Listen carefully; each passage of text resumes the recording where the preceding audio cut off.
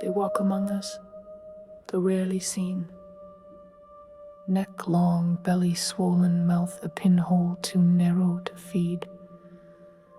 They wander through the smoke of dreams and the corners of memory, always searching, always aching.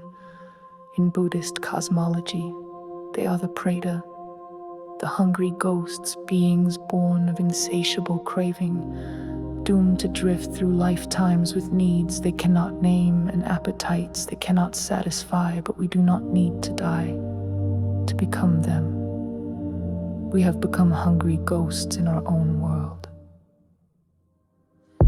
Look around. 1,000 screens flicker like false stars in the hands of hollow people. Eyes dart from one notification to the next, from likes to loops, always reaching for something just beyond the now. More, says the ghost again. Different, better. It eats through marriages, careers, entire nations. It is the hunger that built empires and burned forests, that whispers you are not enough into every silence. But what is it we are really hungry for? Food does not satisfy it. Neither do power or sex or praise or enlightenment. You can become a millionaire, a monk, a mother of 5, and still feel that itch beneath your skin. Because the hunger is not physical, it is metaphysical. The ghost does not want to be fed, it wants to be whole, but it doesn't remember how.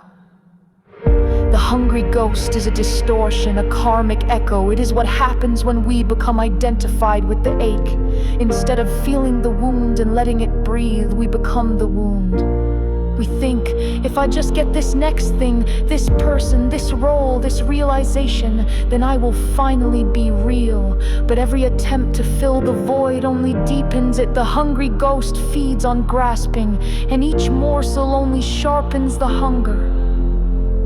It is a furnace that burns whatever you offer, even love.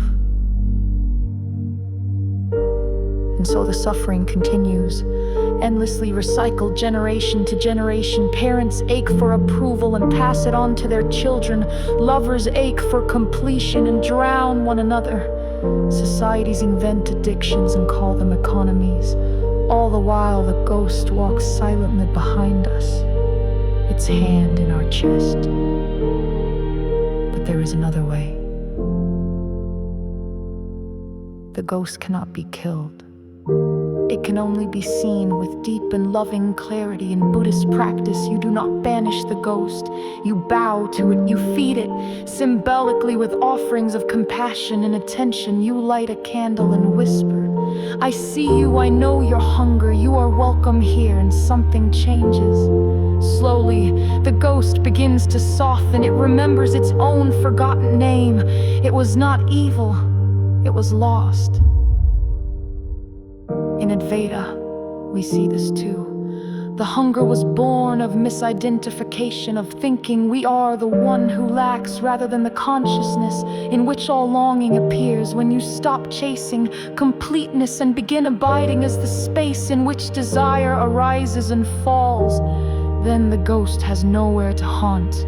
You are not the hunger, you are the sky in which it floats.